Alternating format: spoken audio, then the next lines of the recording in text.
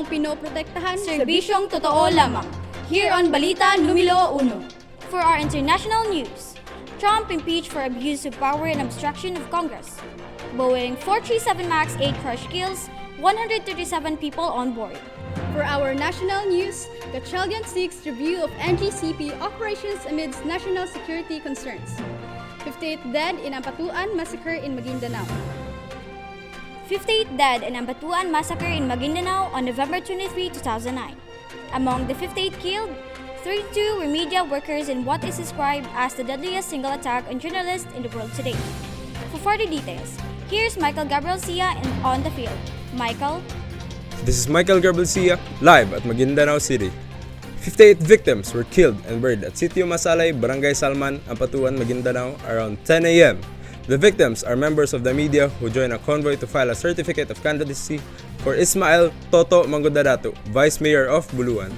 The people killed, including Mangudadato's wife, his two sisters, lawyers, aides, and at least 34 journalists, are known to have died in a massacre.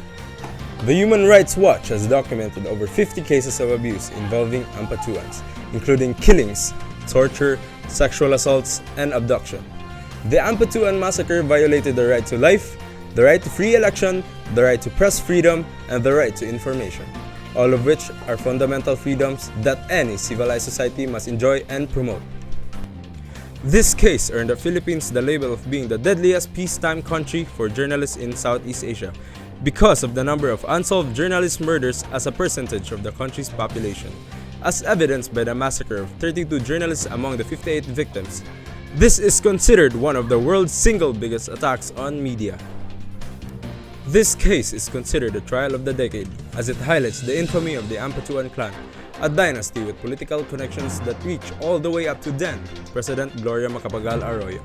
Then poses the question of whether an exemption for punishment was made available given their influence.